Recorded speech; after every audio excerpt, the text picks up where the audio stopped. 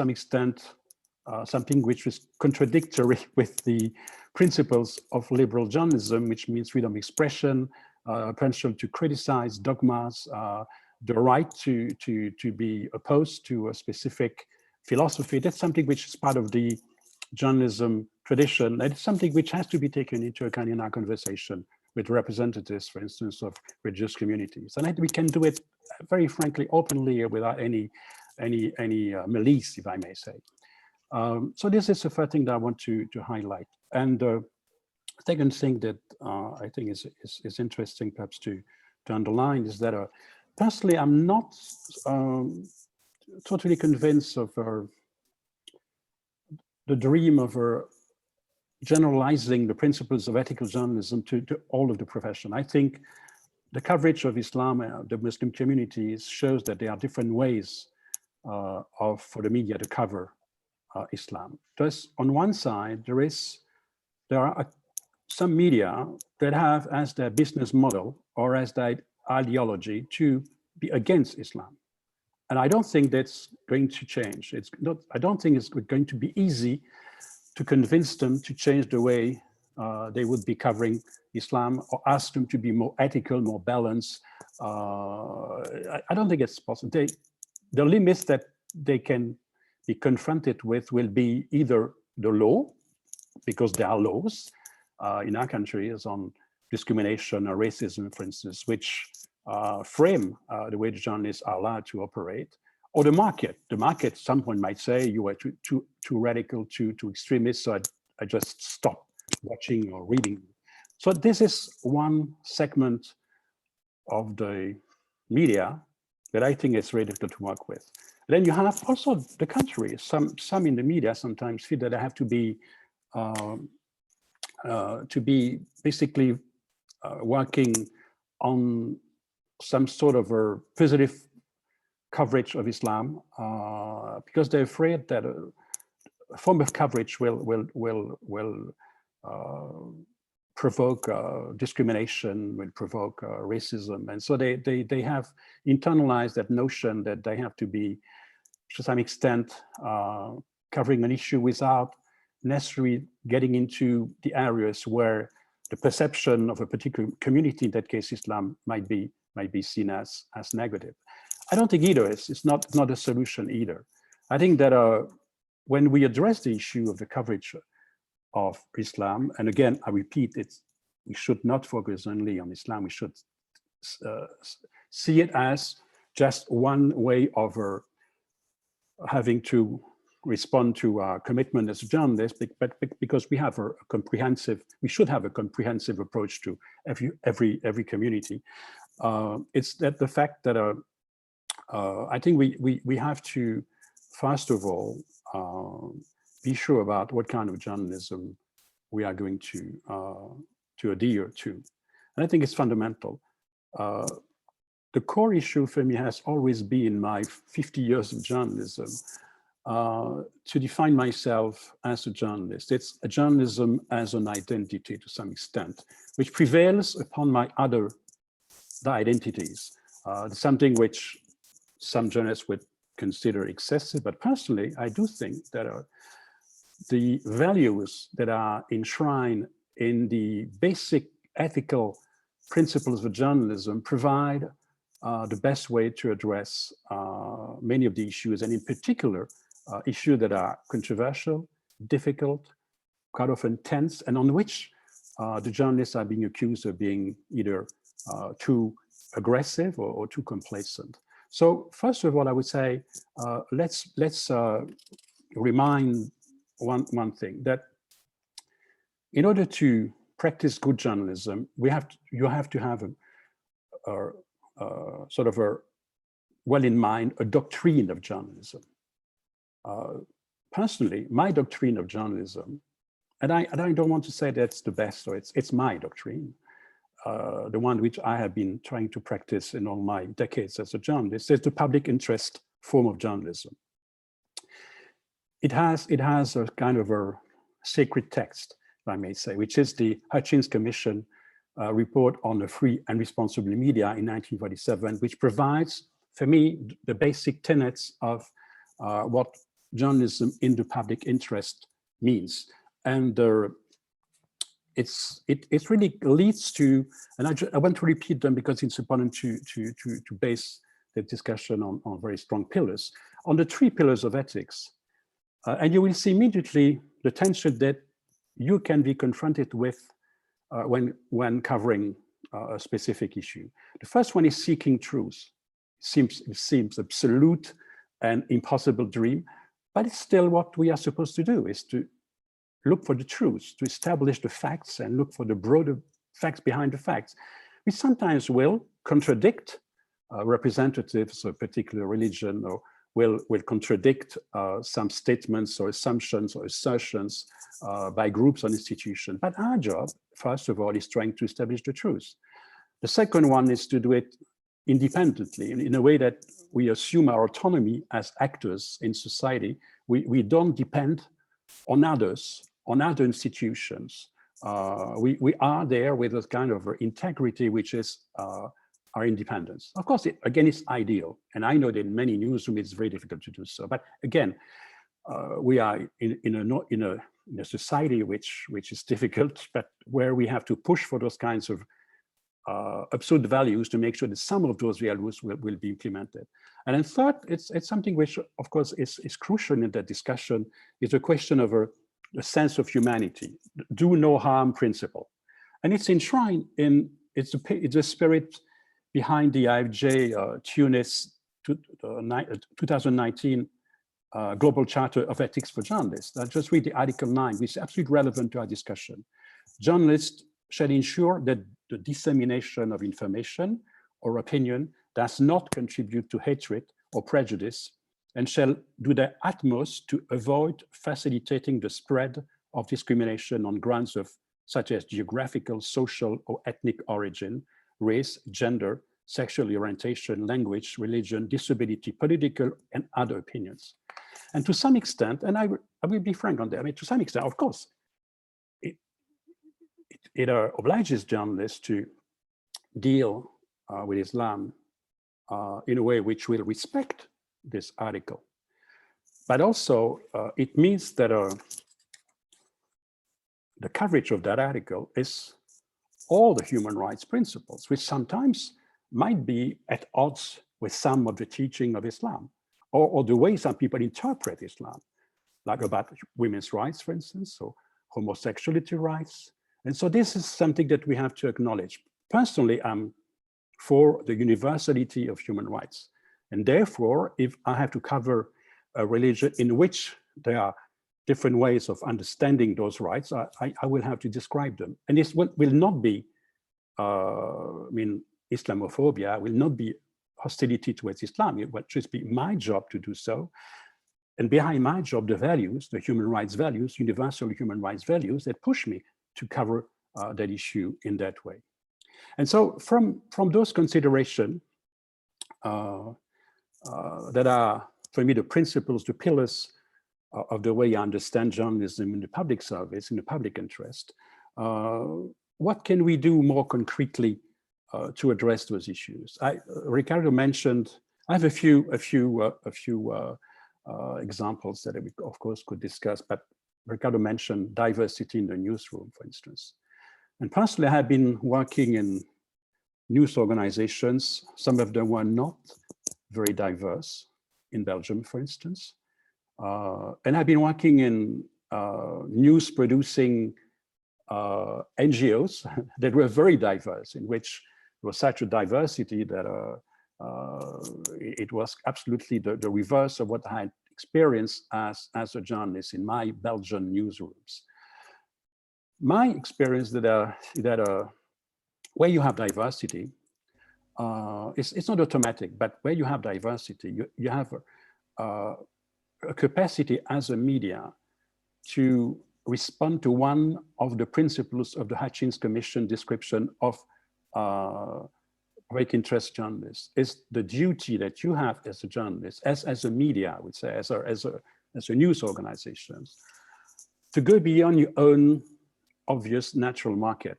The people that look like you is basically the business model of many news organizations. You talk to the people that look like you. and you tend to forget the other people. Well, this is a breach of the principle of public service journalism. Public service journalism has to provide a fair representation of all the components of a society. And this is within that parameter that diversity in newsroom can be very helpful. In the sense that if you have some people who are present in the newsroom, especially in positions of power, I don't like the word power, but in positions of decision-making, or, it really can help to bring to the attention of everyone in the room that they should open up to not only the people they know they have been used to talk to because they are part of the same kind of crowd, but to go outside of it and make sure that every component of the society is being represented. Because I have discovered also when I've been working in newsrooms that were more diverse, it's not necessary, a recipe to solve the issue, because sometimes the journalists that come from a specific community, for instance, I've been visiting newsrooms in the US where the question was less about Islam, it was about Hispanics and Latinos, I would say. And sometimes people, they didn't want to be assigned to covering their own community, because they said, if I cover my community, I will get into trouble with my brother or my neighbor. And so I don't want to be assigned to a specific role. As before, and everyone today understands it, it's like before women were assigned to, covering the home, the family, issues like that, or fashion. They were upset to do so, and rightly so. And so we shouldn't see diversity as just having a percentage of people from a specific community that we assign to cover their own community. I think that would be a mistake. But their presence, the presence, it's the same for every other segment of the population. The presence of women in newsrooms, even though they have been covering international news or sports, has changed the way those newsrooms have to cover women's rights and women's issues. So I think diversity has to be understood not in a mathematical way, but as a philosophy. You need to have an editorial decision, and it is where Ricardo is right to insist upon the interactions between journalists and their editors-in-chief. I've been an editor-in-chief for 20 years in many news organizations, and I know that is a crucial role. But it's true that diversity has to be understood in a way where there's that atmosphere within the newsroom that takes into consideration diversity, much more than just a kind of automatic arithmetic representation. But that's one point about diversity. Another thing that I would insist on, it's what has been to some extent disappearing because of austerity in the newsroom, because of precariousness, because it's the question of what we call now knowledge-based journalism, specialized forms of journalism, because our newsrooms in many countries are smaller, they have less resources, much more, they're fragmented. They have to do so many things in a day. When I studied as a journalist years ago, I was a journalist. My only role was to write. And then every technical thing has to be done by a specific worker, a technician, an engineer, whatever. But now today we are mixing everything, techniques and writing and news gathering and everything. So there's something which is much more complex. But anyway, we cannot really hope to have a better, fairer, more respectable coverage of Islam if we don't have people in the newsroom that are specialized, that devote the time and are given the resources to understand the complexity of Islam, the diversity of Islam, the various ways it expresses itself in our societies and elsewhere. And so this is something which I think is crucial. How do you do that? You cannot totally solve it by resorting to experts outside of the newsroom. You need people in the newsroom to at least have a kind of a solid understanding of Islam and are able to explain it to their colleagues, because Islam is something which is being covered in many parts of a news organization. It can be an issue that will be covered under religion. It can be education under questions linked to culture, questions linked to international affairs, questions linked to sports. So no, not every journalist has to be an expert on Islam, but at least they need to have some basic understanding of it. And they need to have someone in their newsroom as a reference, as a colleague, not just getting out of the newsroom. I think it's something which is difficult to do because of the restrictions, budgetary restrictions and others, but still I think it should be something we should look to obtain. Knowledge-based journalism. Another form of journalism that I think is quite useful is community journalism, so-called community journalism, meaning that you have journalists who will follow a specific community or one or two communities, and they will spend the time inside their communities, talking to people every day, normal people, not just the representatives or spokespersons of those communities, spending the time. I have a wonderful book that I have been advising all my students everywhere in the world to read about this form of journalism. It's called Roll Down the Window. And the subtitle is Stories About a Forgotten America. It is a Puerto Rican journalist, Juan Gonzalez, who is a famous journalist in the US, who wrote that book, Roll Down the Window, meaning you take your car, because he lives in Los Angeles, he is by car. I would rather stroll and walk in a neighborhood, but take the car and then you do it softly. You roll down the window, you open up to the society outside. That's what he meant. And you go there when nothing happens. Nothing happens. You don't go there only when there is a riot between Latinos and Filipinos in the Los Angeles labor. No, you go there when nothing happens. You talk to everyone in the industry, get to feel, to have the flavor of it, and you develop sources that are informal sources. This is a form of journalism that I think may provide not only a great, better understanding of a specific community, in that case Islam, but also provides immediately a form of approach that's based on individual people. Normal, I mean, I like the word normal, but just plain average people that you talk to, the store owner, the educator, someone who's from the police force, someone from, it's not just confusing community journalism with what is often the case is there's something happening. It is something happening which always a kind of a conflict frame, which we should get out of it. This conflict frame could be something committed by someone from the community or something committed against someone of the community. There's a peak in coverage of Islam or Muslim, for instance, when there is an incident. And the rest of the coverage mostly is basically the rule of invisibility. The Muslim population is largely invisible in most of our media, except when there is the opening of the Ramadan, the end of the Ramadan. So we have a very kind of a conformist, followist form of working on the issue. It's the case with other issues, but it's particularly important with Islam because of the prominent place it has in the discussions around journalism and around issues of other big fundamental issues, because it's so much at the heart of our political controversies today. So we cannot afford to have a form of journalism which is not at the top of the attention and the quality that's required. Then two more remarks. I think that community journalism responds really to the pillars of ethics that I mentioned, especially in the third part, which is the question of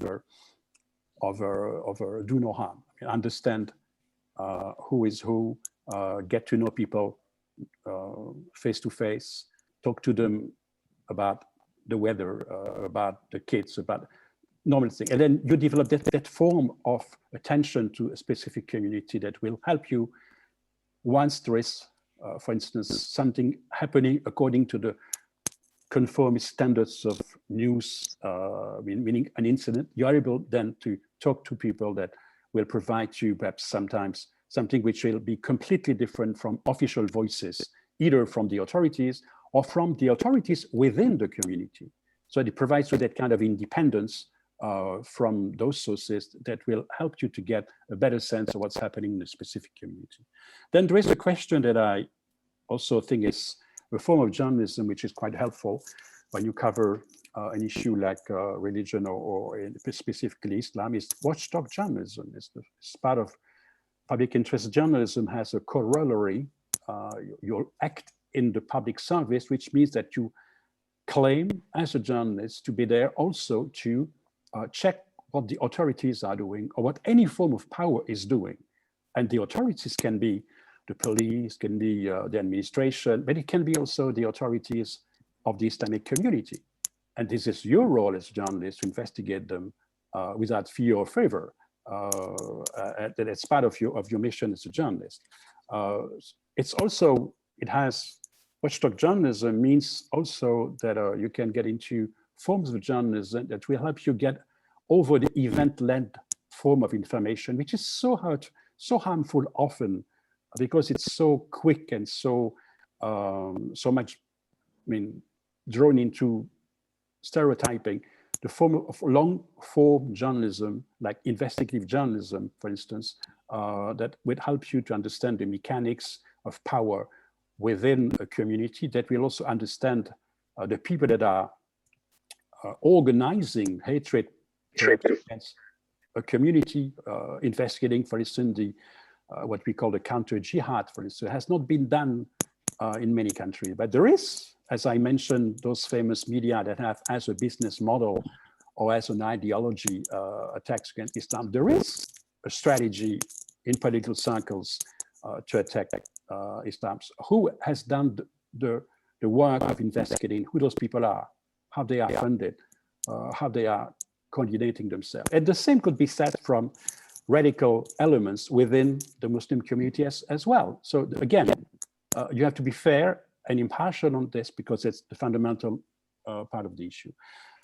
Forms of transversal journalism are also something which can be very helpful, meaning that you cover issues that relates to everyone, whatever your community. You will go to a specific neighborhood and you will not cover Islam. No, you will cover questions of education, public transportation, security. And we ask anyone, and many people will react as citizens, not as members of a specific community, although they will bring perhaps to that discussion specifics from their own community. This form of transversal journalism, I think, is one of the most promising in the way we can cover communities. It's showing that beyond our imposed or imagined communities, we have common interest, very specific common interest.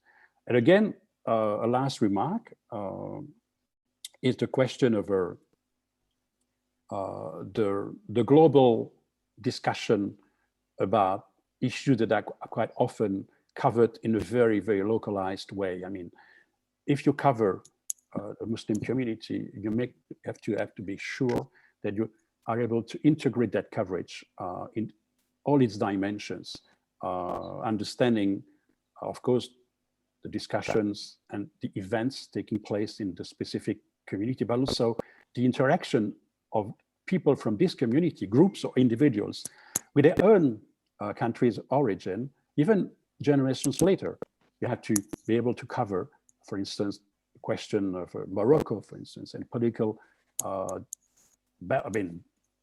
discussions in Morocco, tensions between, for instance, the Berber and these are all these issues are part of your beat as a journalist if you cover a specific community like the Muslim community, understanding the global dimension of it and the diversity that it brings to it, and also understanding that what you are going to write in your own specific media will have global repercussions. So that doesn't mean that you have to self-censor according to the standards of Saudi Arabia. No, but it means that you have to be able to understand that whatever you do will have an impact And again, back to the third pillar, do no harm, you have to integrate that dimension in your coverage. And finally, last remark, we have to make sure that as journalists, we are coming from somewhere, everyone comes from somewhere. And the great difficulty we have is to cover the other and in general. So I would say, personally, I of course appreciate the way that we have focused programs on how to cover Islam.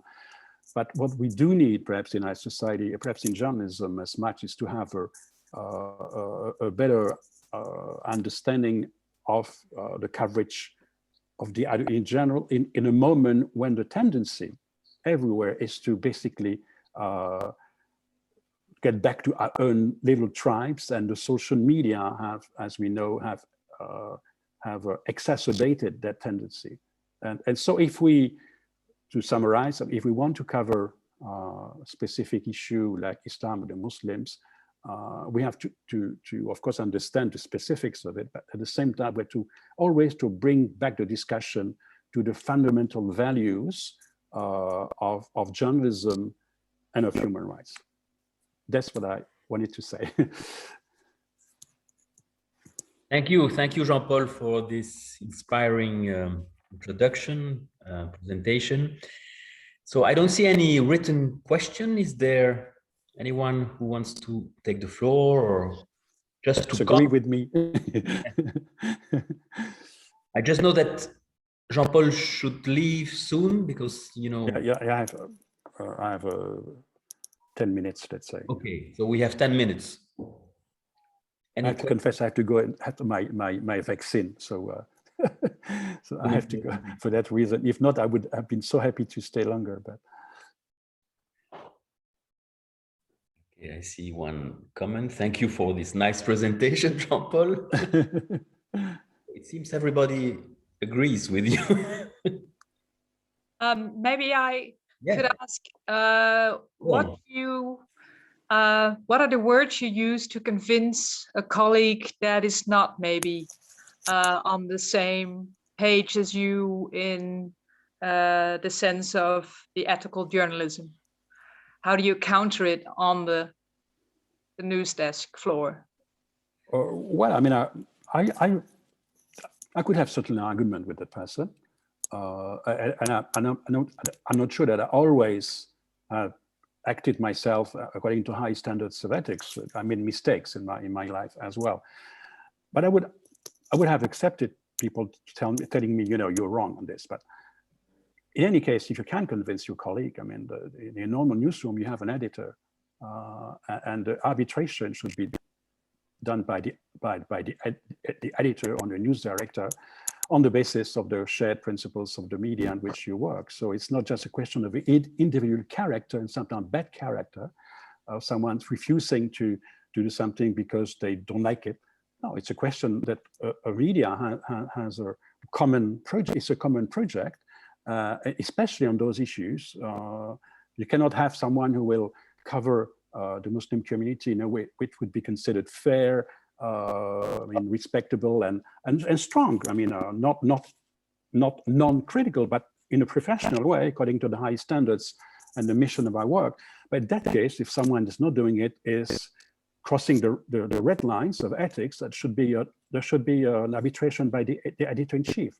This is where the crucial decision will be placed. And so I would of course try to convince my colleague, but at the end of the day, the result will be only there if the editor-in-chief decides and decides on the side of the respect of ethical journalism. Yeah, I think my experience is that the editor-in-chief is the one that's wrong. That's my experience. One thing that one thing that I learned in my life, I was happy to be 95% of my time in my life I have been in newsrooms where there was a rather strong commitment shared by everyone, even by owners, for ethical journalism. So the mistakes were mine always. I couldn't say this is because my editor-in-chief told me to do that mistake. But sometimes, yes, I mean, it happens, but, you know, again, the better you will be as a journalist, the more sort of knowledgeable you will be about an issue, will provide you with strengths in relation to your own editor-in-chief. I've been in some newsrooms where the editor-in-chief had a very bad character and was absolutely arbitrary, but he was always destabilized by someone who could come with not only strong arguments, but having built a reputation among the public that he was, she was really one of the best on that question. And I think that knowledge, competence, and support by that part of the readership or the viewership which wants to have good journalism is part of your capacity in that relation of power you will have with your editor-in-chief. And an editor-in-chief will be impressed very often by someone who has that knowledge. So I guess there's also, you have also to fight. You have to fight for this, this little gap of autonomy that sometimes you have even in the worst newsrooms. Can I? Thank you. Okay. Just a little question about the newsrooms, because we have you've been talking about the journalists side, but how do we fight nowadays in the opinion side, in the other articles that are not from the newsrooms, but we as journalists in the newspaper also want to feel that the opinion part of the newspaper is plural, but also respectful and within these fields. Have that kind of debate with the direct editorial? You mean on the opinion? I've been in charge in the Soir for 1 year. I was in charge of the editorial page of the newspaper. And personally, I respect the separation between the two, the news operation and the opinion pages. And I accept that people on the opinion pages have completely different views, that even the philosophy that would be behind most of the people working on your news side. But yet, I mean, you have a project, a media is a project which has to respect a number of principles and values, and the opinion page cannot really dissociate itself from what inspires the values of the paper.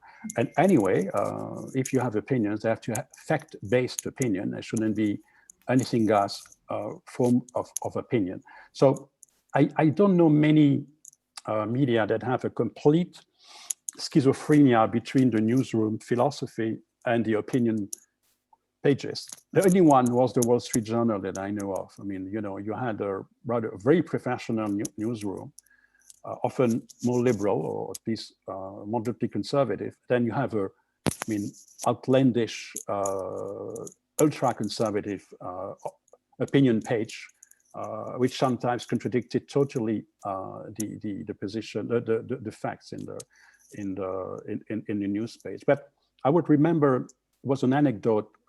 It was Régis Debray, who used to be a famous leftist in the 60s with Che Guevara, who became now kind of it's traditional in France to move to sort of some form of more conservative opinion when you're a bit older.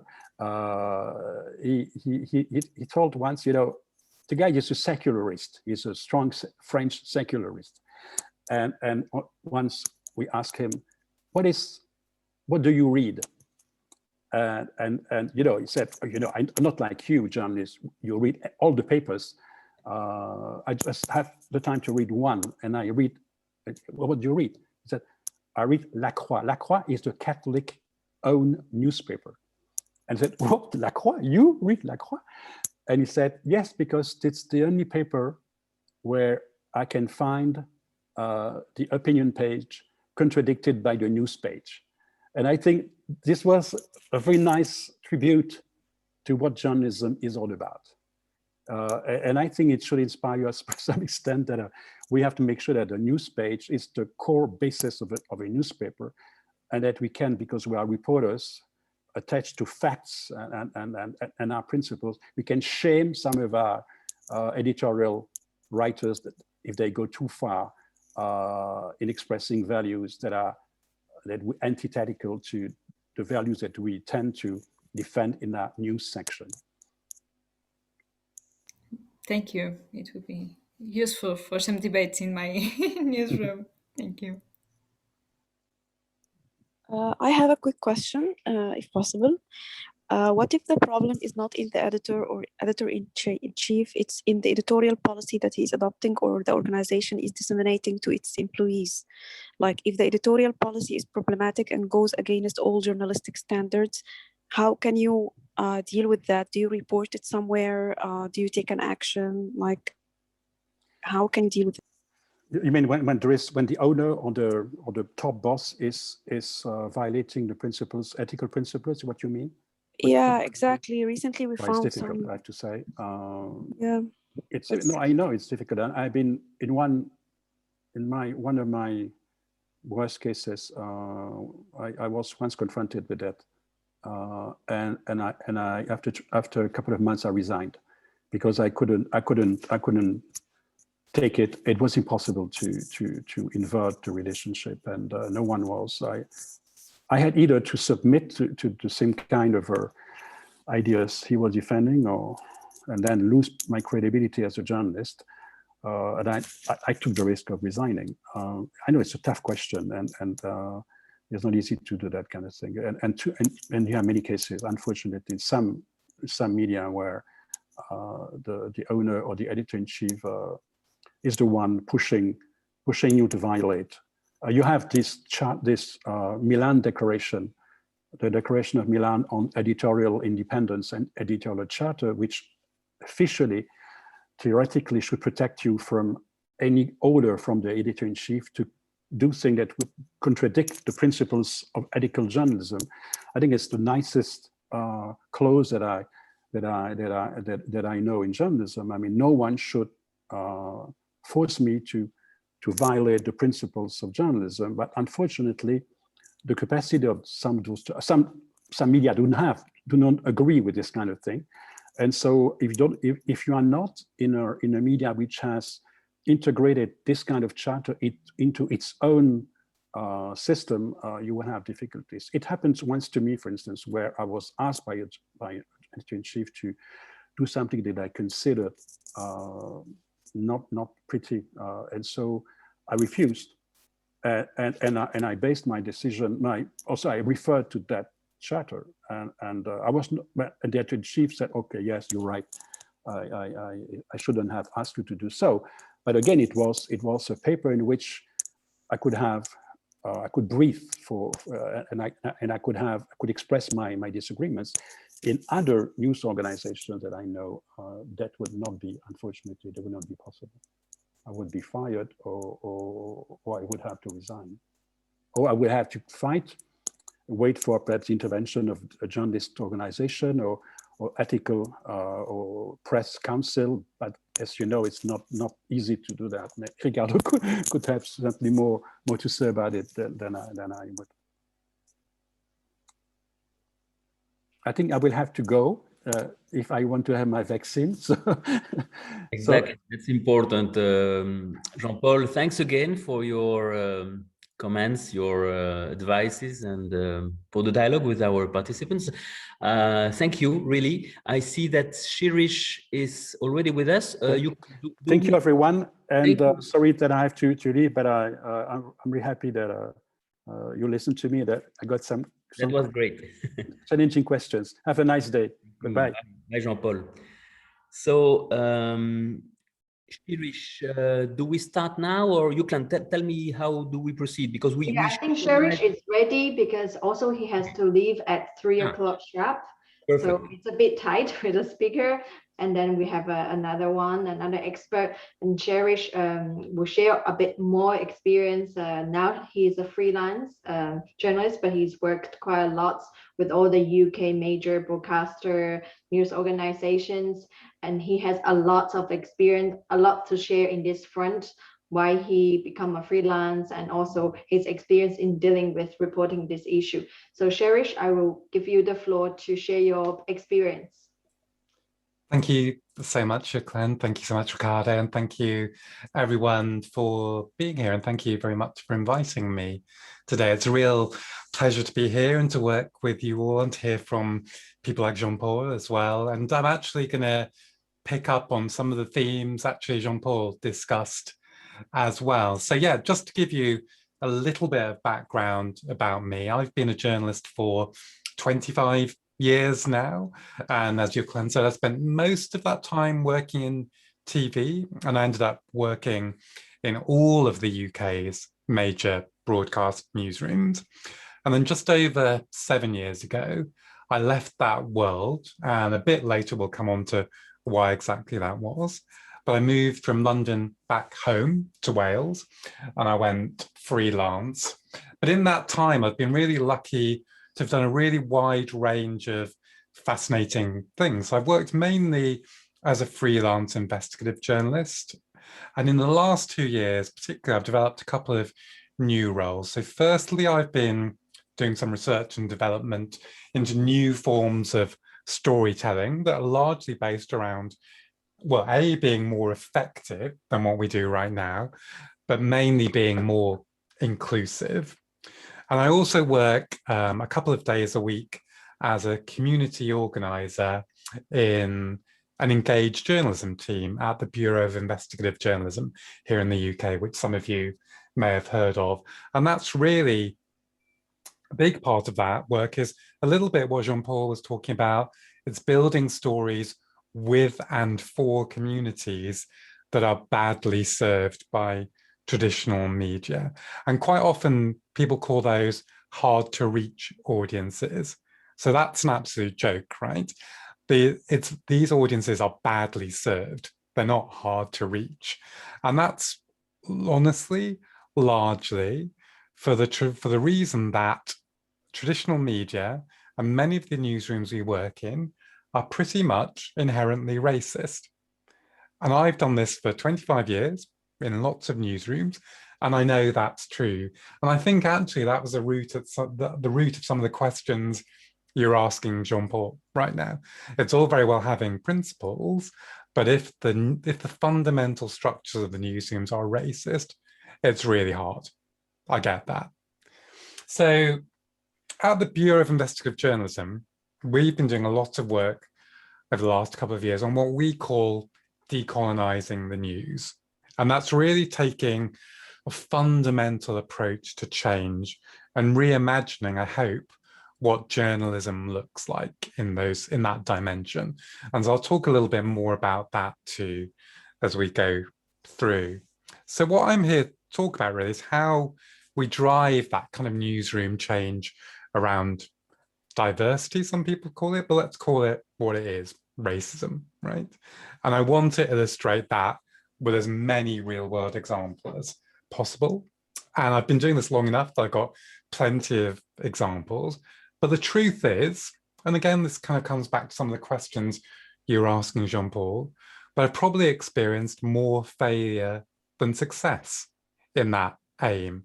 And so I'm going to start with a failure, in fact, not because I want to depress you, but because I think it's important to be realistic that this is not easy work. There'll be ups and downs, and it will take time, and not to kind of, I guess, blame yourselves or think that you're not doing the right things. This is a process, right? We're not going to overturn a culture that's developed over more than 100 years overnight. It's not going to happen. So this is how this particular failure started. So I understand that, you're all over Europe, so you'll have different contexts. But you may remember that particularly in the late 2000s, so I'm thinking between 2005 and 2010 in particular, a lot of the news agenda, certainly here in the UK, was taken up with narratives of Islamic radicalization being an existential terrorist threat. Now, clearly there was a little bit of truth in that because there were some tragic incidents, but that largely led to a disproportionate and frankly dangerous response, both from the state and from newsrooms as well. So I remember in a particular 6-month period for us, when it seemed like every day a group of young Muslim men were being arrested in a big dramatic police raid that I was working at Sky News at the time, that we just happened to know about in advance so that we could be there to film it. These were all covered live with a lot of drama, illustrating the threat these young men posed and how great it was that the police were cracking down and protecting us all, right? So what was made less clear was that almost without exception, these men were then being released without charge within 48 hours. Strange, right? Maybe these particular young men weren't the enormous threat to British society that the police and we as a newsroom had implied. So any thoughts on how much coverage there was of these releases? The fact that these men weren't Muslim radicals, they just happened to be Muslim and brown? Well, you can guess, right? Absolutely zero. So what was my strategy? Well, in the newsroom morning meetings, I would point this out. I would say, not unreasonably, we either have to cover the releases too, or we shouldn't cover the arrests. We can't do one and not the other, because actually it's not reflecting reality. And isn't that what the job of journalism is? And the point I was making is that journalism falls back on some ludicrous notion of objectivity, right? Reporting the facts as our defense against all claims of bias or prejudice. But here, as in lots of areas, these outdated notions of news value or what's dramatic or spicy or whatever were completely overriding any real objectivity. Frankly, that wasn't journalism. Like, we pretend routinely that that is journalism. It's not journalism. And it's not a victimless crime, because journalism helps frame and define all of our discourse in society. Actually, that's why most of us do the job, right? Because we want to be part of framing that discourse in society, but it's no good if it's not really reflecting reality. And the discourse reporting like that creates is racist and dangerous, and the one that can have real impacts on the people we are demonizing, right? Because it's true that lots of Muslim people were being attacked in the streets, were the victims of violent attacks because of our reporting, right? Decisions that were being made in newsrooms to not frame this discourse in the way that was really reflective of reality. So a couple of things here. It's really important who's deciding what the facts are.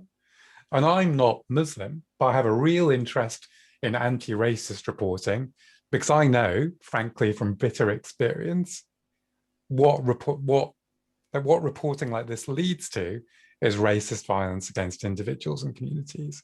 I'm a victim of that, and too often journalism is a driver of that racist violence, and that is not good enough.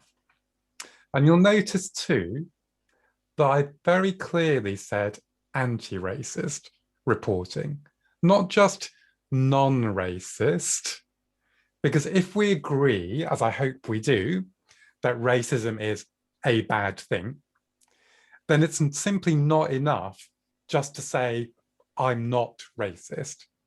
That doesn't change anything apart from maybe making us feel a tiny bit better.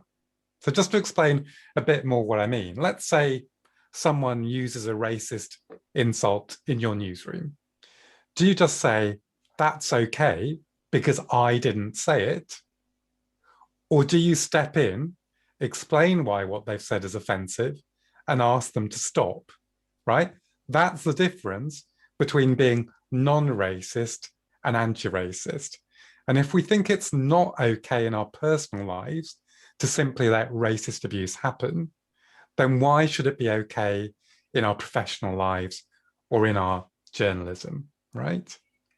So I want to get back to why I failed in making that point in the newsroom I worked in, because frankly, we live in the world as it is, not how we want it to be. And I was probably too confrontational and not very strategic. So I'm a naive idealist, even at the age of 50. And I thought that simply by stating the facts, people would say, oh yes, he's right. We're going to completely reshape our newsroom culture and how we do our reporting. And let's make sure that's fixed in time for the top of the next hour, right? So you see what I mean about being naive. So what actually happened was that people got really defensive because at one level, they really knew that what I was saying was true, but they also felt like I was attacking and undermining them.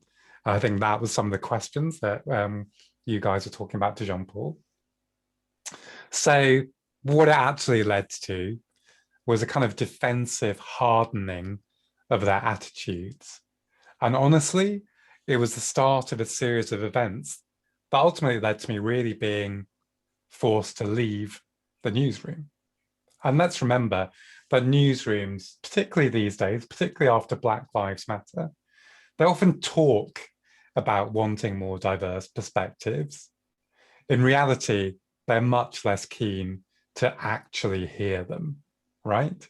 And my experience is very much, people say, newsrooms, well, yeah, we really want to hear some diverse perspectives. Then you say something which comes from a diverse perspective, and they say, oh, right, could you have some diverse perspectives that are a bit more like the perspectives we already have? Because that would be a bit easier for us to manage. And like people are laughing because you know it happens in your newsrooms too, right? So practically speaking, and this is a positive, I think globally, we are in a very different environment than we were 7 years ago, or 10 or 15 years ago, the period that I'm talking about. So Black Lives Matter has, for some newsrooms, provoked some realizations about the way they've been run and who they've been run for. So the door is slightly open, but I wouldn't go so far as to say we're being welcomed in with open arms. So I want you guys really to benefit from where I've failed over the last 25 years. I want you to be a bit more strategic than I was, I suppose. And a big part of that is being smart and gradually building little coalitions for change, starting with one-to-one conversations, not big explosions in all staff meetings. Now, honestly, that's going to mean employing different tactics with different colleagues. Some people are going to realize that this is about simple equity, right? Nobody should be treated differently because of the color of their skin or their religion or what they choose to wear. They're going to be the easy ones to convince. But some people, you might have to present to them the economic argument, frankly. So think of it this way. Right now, our newsrooms and our journalism largely don't reflect the needs and interests of women, people of color, disabled people, LGBTQIA people. I could go on. So lots of you here, I imagine, come from public service news organizations, or even commercial ones that aim to have a sort of universal audience. Now think about if you were working at Procter & Gamble or Unilever or whatever, and you were making a soap powder. It wouldn't make any sense to ignore 80% of the population and think, I don't need to consider their needs or what they want in this product. If that was the approach you took, you very quickly wouldn't be working for Unilever anymore, right? But hey, that is exactly what news organizations are doing. Yeah, we're really not bothered about you guys over there. You're going to have to make do with the news we make for rich white men who live in capital cities. And also make sure you're grateful for that, because we think the problems with journalism are all about the audience. They're not about the product. It's the audience that's the problem here, right? That is a big problem for journalism. So we already know that those people and communities I listed earlier are stopping engaging with news. Why do we think that is? As I said, sometimes people call those communities hard to reach, but they're actually just badly served. So for some people, there's going to have to be an economic argument to do news differently and really reshape newsroom culture. And honestly, it shouldn't take that justification for basic equity. But if that's where we are, let's work with that situation. So that's the sort of sad bit. I want to talk about the really positive bit, because I want to talk about the really positive effects that gradually changing newsroom culture can have. So as you probably picked up, I've got a tiny bit smarter at this over the years. And I've been working at the Bureau of Investigative Journalism here in the UK for about 18 months. And gradually I've worked very sort of little steps to change our approach. And I want to say this is by no means a racist place, but to go back to the beginning, it was very non-racist rather than anti-racist. So a couple of us started to work on that. And that came to kind of head really with an event we ran called Decolonizing the News, Confronting Journalism's Role in Systemic Racism. And it clearly touched a nerve because more than 600 people came from all over the world, newsroom managers from really big newsrooms from across the world, and it made some waves in the industry. I'll share a link to some of the work we did as a result of that. And we also started a broader program of work around that. So a couple of months ago, the executive editor of something called the Society of Editors here in the UK, it's a professional organization of the leading newspaper editors, and it mainly runs one of the major national press awards. So his response to the Duke and Duchess of Sussex's interview, so Harry and Meghan's interview with Oprah, was to say very publicly, the press isn't racist, not a problem here, nothing to see, move along. I mean, that is very far from the truth, and it caused some, let's say, conversations. Now, we as a team started a discussion around that. And I think what was interesting about that conversation was that there was a really clear sense that what he'd said was wrong, but there was still a residual concern that any response to it would seem controversial. It would be looked on negatively. Now, thankfully, we really quickly got beyond that. And very quickly, we decided we were going to withdraw from the awards which we'd been shortlisted for. So it's a National Journalism Awards. And I was actually one of the people nominated for one of those awards. And then we sent an open letter explaining exactly why we were withdrawn. Now, as I say, the focus is often on how things like that might be regarded as negative. But we quickly found, unsurprisingly to me, to be honest, that the reaction was enormously positive. People really respected that we'd taken a stand, that we'd stood up for our principles, and we were prepared to sacrifice something in the cause for a more representative industry and a more representative society. So that one action probably had more impact on the reputation of our organization than almost any story we'd ever produced. So it's important to remember that a lot of this is about ultimately being on the right side of history, frankly. And there's really positive effects to be had from that. And ultimately, just to kind of wrap up, the question we have to answer comes not from me, but from Martin Reynolds, who's from the Maynard Institute for Journalism Education in the US. He puts it really clearly. He says, are we going to be sustainers, creators, deniers, facilitators or dismantlers of systemic racism. It's clear that if we're not going to be dismantlers, then actually we're complicit in or authors of the harm caused by racism. It is a moral choice, and it's really time to pick a side on that.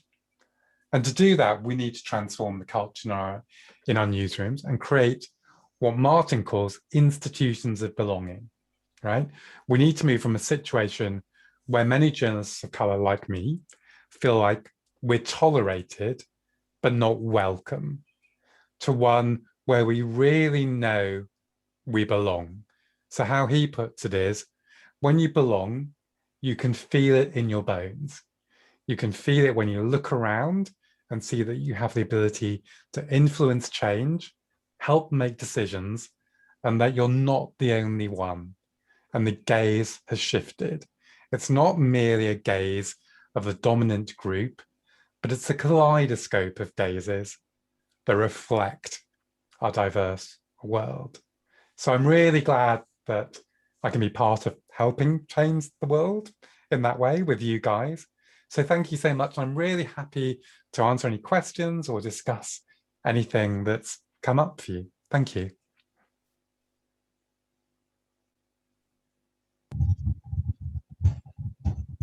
May I have a question, please? Go ahead. Thank you. So I love the term this decolonizing the news. This very interesting. But I was also interacting in different conference meetings with the big problem. If I understand it correctly, this decolonizing the news. We are small journalists here or small freelancer, things like that. And the news was broken by the big media. This is the truth. Because the big media is entering in every TV, every newspaper, in every house in the world. What are our real chances? How do you think is successful? How do we conquer the territory to revolutionize, change something? If we look on the history, some colonies succeed, but still other not. So, so I actually think there's a really big opportunity for exactly the reasons I discussed about how right now newsrooms are largely ignoring 80% of the population, right? So actually, we can serve that 80% of the population and there'll be an audience for it, right? There'll be a market for it. And actually, that's what I mean about the economic argument. And right now, those metropolitan, white, upper middle class, don't really know about those stories, right? They don't understand them. They don't encounter them in their day-to-day lives. And for me, I think the purpose of journalism should be to look beyond our direct experience, but actually quite a lot of those people don't. So to give a really good example, actually, I did an investigation about 6 years ago on the radicalization of young people by the far right, right? And the reason I'm interested in that was because, as I discussed, that problem could literally hit me in the face as I walk down the street, right? But actually, that is not the situation for editors in London, who don't see that as a problem. Now, it was quite hard to sell it initially because it eventually ran on the BBC's 6 and 10 o'clock news, so flagship bulletins. But actually, when they saw the kind of waves it was creating and the depth of the story, they got it.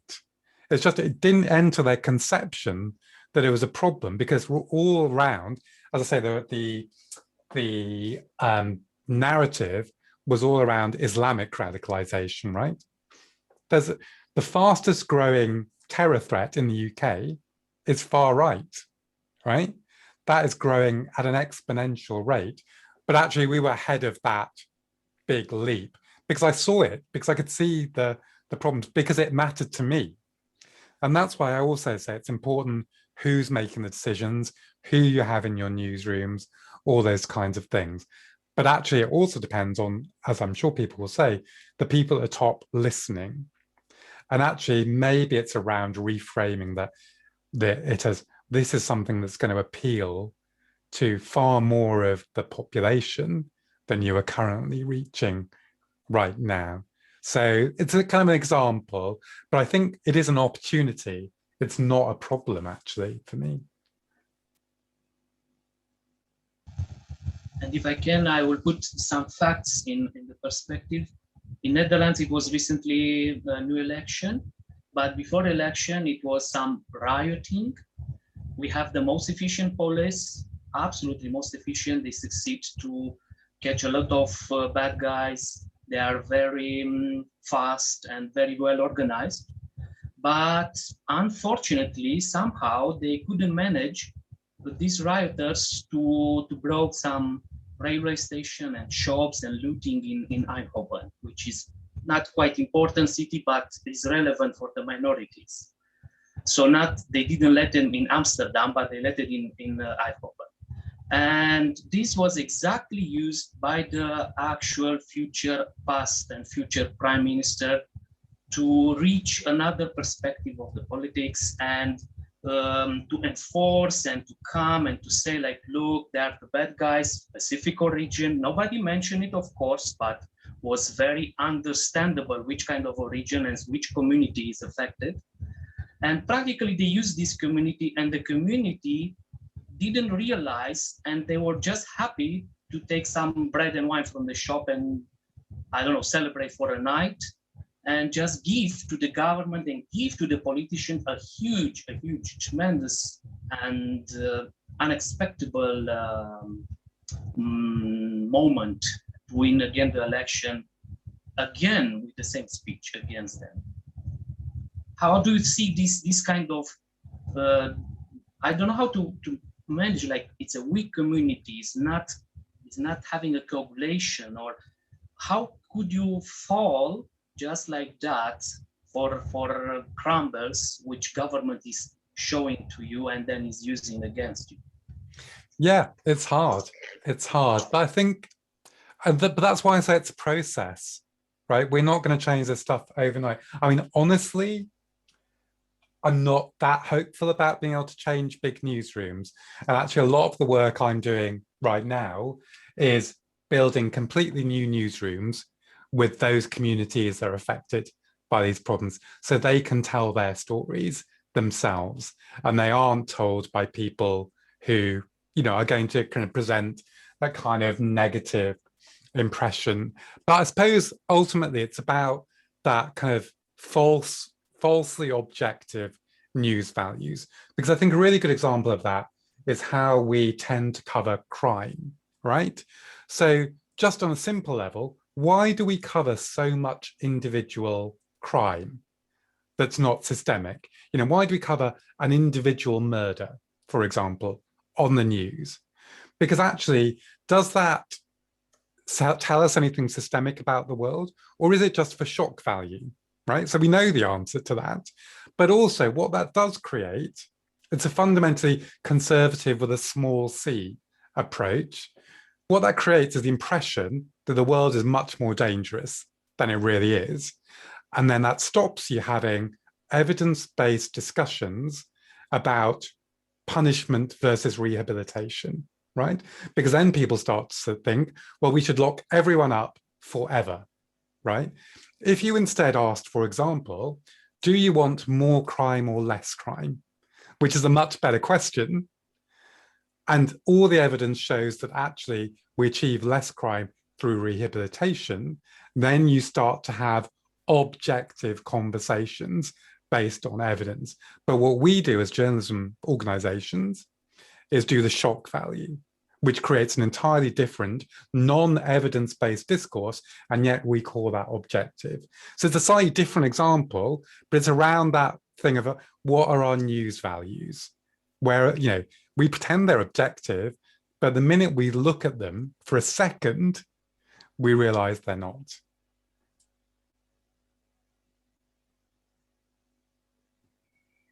Any more questions from anyone? Or comment? I'll come in with a question if you don't mind. Cheers for coming in, Shirish. I closely followed, when the Bureau announced the nominations in March. It was an impressive and symbolic move. in relation to that, and in relation to what you were talking about the anti-racism stance and position that you're taking, I wanted to ask kind of two small questions. Like, firstly, do you think that you were only able to do that because the Bureau is quite a small independent organization? And secondly, do you think that, let's say, big newsrooms, organizations, press agencies, there's the BBC in the UK or AP, AFP, Reuters, etc., a lot of them are very reluctant to use the term anti-racism in newsrooms for purposes of being objective, detached, unbiased, etc. So do you think that, this stance you took with the Bureau, could it be applied? Like, are you optimistic that it could be applied on a wider level? And how so? And do you think that it could be applied on a bigger level to take this stance? Or do you think that there will always be this kind of like, oh no, we can't say this because it will influence our supposed objectivity? Yeah, so I think it's a really good question. So yes, so I think it was easier to do because it's a small organization, but I think in a way, it's part of that process, right?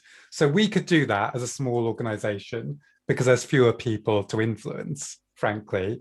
And yeah, even though I'm only part-time, I've sort of developed a kind of role as the kind of part of the conscience of the organization, I suppose. And also, I suppose it's worth remembering that followed all the work we'd done around decolonizing the news, and people in the organization had seen the impact that it had, because it was a big shock to everyone in the organization that 600 people from across the world came and have engaged with us since on that level. But why I talk about having a positive impact is that after we pulled out, lots of big organizations pulled out. So like the Mirror, which is a big newspaper here in the UK and who we work with quite closely, actually. So in a way, it's a kind of domino effect that we're trying to create. We're not expecting that the BBC will instantly do that, but actually we create a domino effect where actually it becomes weirder not to take a stand. And that's the kind of process that I'm trying to create. And that's where I've become a bit smarter and thinking, well, everyone should do this right now. I'm a bit more like, I see how organizations work. So yeah, I think it's perfect for me that I work in a smaller organization now, but it's a really influential organization. I think people will understand. So we have a kind of disproportionate power in the space, I suppose, to create that domino effect. On your other question, that's why I framed that kind of that definition of anti-racist versus non-racist, right? So where if you wouldn't say to someone in your newsroom sitting next to you, well, that's racist, then that's fine, be non-racist. But actually, I think most people would. And I don't think there's not really a split between objective and subjective. They're just different kinds of subjective, right? That news values question. And the sooner people understand that, the better. And actually, I think we have to kind of forget about a notion of being objective. We just have very different kinds of subjective. And actually, I think we probably do mostly agree that racism is a bad thing. Even people from the right would say that racism is a bad thing. So, right, that has to mean something. And so if we think it's not enough just to be non-racist, then I think big organizations will ultimately have to fall in behind that. But it's, it's a process. Like, there's all sorts of nonsense around, we're dealing with racism or, anti-Islamic sentiment as a kind of PR problem, not as a fundamental problem. So that's why you get these kind of diversity internships, which very often mean nothing, right? And are actually just a way of solving a PR problem for 6 months. There needs to be deeper work than that. But again, we're surfacing, people, like me, not just me, lots of people are surfacing lots of different ways of approaching those questions. And we just have to hope that the more we do this work, the more it'll sort of seep into the general consciousness. But no, I think it's a really important question, because it's not going to change tomorrow or the day after. It is going to be a, potentially a kind of 5-year, 10-year process, I guess. If may I, well, what do you think about the last revealing of the bigger international newsrooms, like BBC discovered that their main reporter with the BAFTA prize didn't follow the ethics with the Princess Diana. New York Times discovered that their main columnist used completely invented facts to write it. Deutsche Welle discovered that another big journalist, everything was fake, a big podcast. Do you think this is a starting of change? Somebody's looking on ethics, somebody's having more attention how the news are built, or is just PR? Yeah, I'm doing a face because I don't think it is necessarily a sign of a change. I think it's a sign of being caught, but no more than that. I think this, again, it's a newsroom culture thing, isn't it? It's the kind of pushing up of a kind of way of doing journalism that actually isn't really an amazing way of doing journalism. Like we describe those things like the Martin Bashir thing as a scoop, right? But she wanted to tell her story. She was going to tell her story to someone. It just happened to be him that got it. And he got it through, devious means. But actually, at some level, the newsrooms think that serves a purpose, whether people get it through ethical means or not, because, it makes money for us or whatever. I don't know there's a lot we can do about that, unless we change the management, unless we change the approach, because these principles, these kinds of notions of news value or objectivity or whatever are just quite deeply embedded. And again, it's just talking about it, surfacing it, making those, having those conversations. Like I have a big problem, and apologies if there's anyone here who, kind of involved in that. But now I can see there are people from Turkey and stuff like that. But, journalists from the BBC will go and work for CGTN or TRT or whatever, and then be invited back into the BBC or whatever, as if that's not problematic, right? And these are organizations which are often actively supporting the murder of journalists. And I don't think that's unproblematic, but the industry just wants to kind of protect its own. And I have conversations around desks in the BBC where I say, do you not think this is a problem? And they'd be like, not really, I don't see the issue. And I find, it's lovely to kind of do these where people have a shared view of ethics in journalism. I don't think that view is as widely shared as we would hope, if I'm honest. Thank you, Shirish. I don't know if you need to go now, because I can see one more person has. Yeah, that's fine. Mariam wants to ask a question because I know she's had her hand up for a little while. Yeah, it's just a quick question. Sure. I see that you mentioned about the cases when you stood up for ethics in the newsroom, but unfortunately, you were pushed to leave. And also Jean-Paul said the same when I asked him about how to deal with an unethical editor. And I also faced that, and I had to leave at some point, and I'm sure many. But do you think that always the solution is to leave? Because if all ethical people leave, then it's no wonder that media is unethical. Like, what's the other thing that we can do to stay and still report ethically within this organization or within other places? Like, I don't know, I feel like leaving is always what we are pushed to do at the end. Yeah, look, I think it's a difficult thing. I think ultimately it does have to be like, I don't think it's our responsibility. I don't think it's your responsibility to change a whole organization. And what I do a lot of work around mental health as well. And ultimately, I think what's important is that we are able to keep ourselves safe, right? That is the fundamental thing. And so, I left. I could have stayed and kept my head down and not got into arguments, but that's not the way I work, really. And also I wanted the opportunity to do the kind of journalism that I'm doing now. And if I had to go freelance to do that, then that was kind of what I needed to do, I think. So I suppose where I'd say is I don't think it's, what we'd say copping out in the UK or kind of giving up to leave an organization if it's not meeting the ethical standards that you would like to keep, because it's not your responsibility. And that can be, frankly, dangerous for you in kind of mental and physical health ways. So I think I would say I would trust the individual, so whether it's you, me, Jean-Paul, whoever, to make the decision that fitted what would work for them as individuals. Because I know Jean-Paul, you will do the work, to change the industry wherever we are, right? But I don't think we should regard having to leave as some sort of failure, because actually it's about keeping ourselves safe as well. Does that make sense?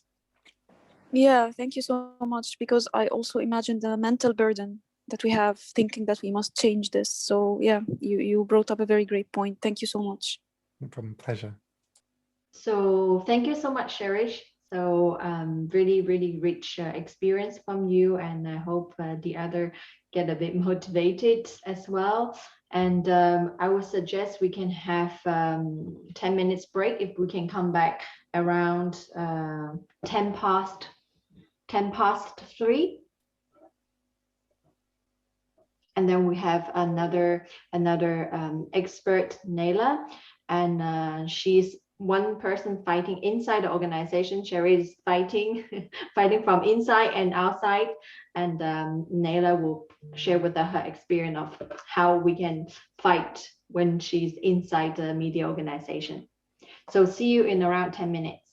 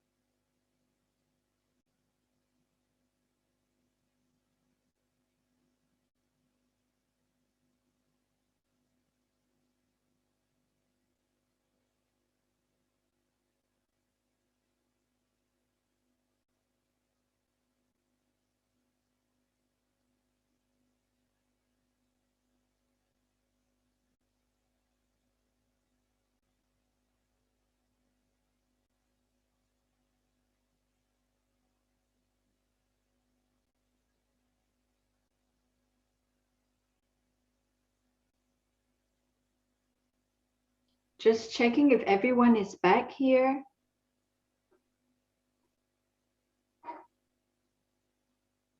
Okay, great. So Neila, our next expert, journalist expert is Neila. And Neila has a very special role in the UK news organization Channel 4. And she's the creative diversity lead nations and regions at Channel 4. And she has really a lot experience of herself in how to really take advantage of her background and also pushing for diversity in the newsroom, and also share it, also convince other colleagues, and also how to reach out to other colleagues, and also to convince based on what we discussed before on really using, you know, the basic of principle of journalism. So Neila, I will give you the floor to share your experience with the others, and also for you also, please feel free to ask questions or also interrupt. Thank you. Okay, thank you very much for having me, and I really appreciate your time today. So if I could maybe just clarify, give a bit of background. So my current role, which I started exactly 5 weeks ago, so I'm very, very new to Channel 4, is what is called the Creative Diversity Lead for the nations and regions. Now, Channel 4 for those of you who don't know, is a television broadcaster only. And Channel 4 News is a separate part of that, which I've only just started. So I'm not the I'm a creative diversity lead in terms of programs. But as I was talking to Kulkarni, and I think that's the reason she asked me to be on this panel as well, is that my background is in journalism. And it's also, before these 5 weeks, before I joined Channel 4, I've spent more than 20 years at the BBC, predominantly in newsrooms. The role that I did just before I left the BBC for about 5 or 6 years was in the diversity, what we here call the diversity and inclusion space. And I was the editor for diversity and inclusion for what is called BBC England, which was a collection of 39 local radio stations. So all across England, particularly, we had local radio stations in each of the cities. There were 39 of those, and then there were 12 regional hubs across England, which is where we would have so-called local hubs, which were made up of journalists across various genres. So you would have a health correspondent, you would have a political correspondent, you would have an entertainment correspondent, crime correspondent, wherever there was, depending on the size of the region, and those newsrooms. So I was like an advisor, if you like, on issues of diversity and inclusion, which were editorial based. But I also had a lot of a big part of my role, I should say, was also about recruitment and about where you are, where you are finding these journalists, who's doing their training, what type of training they've got, what type of experience they've got.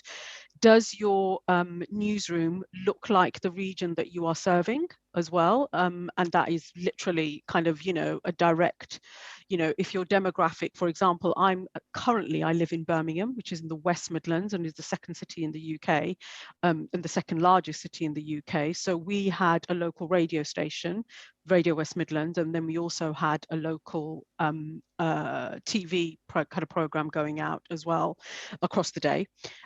So the demographic of Birmingham is very diverse and is very mixed in terms of ethnicity and age. It's one of the youngest cities in the UK as well.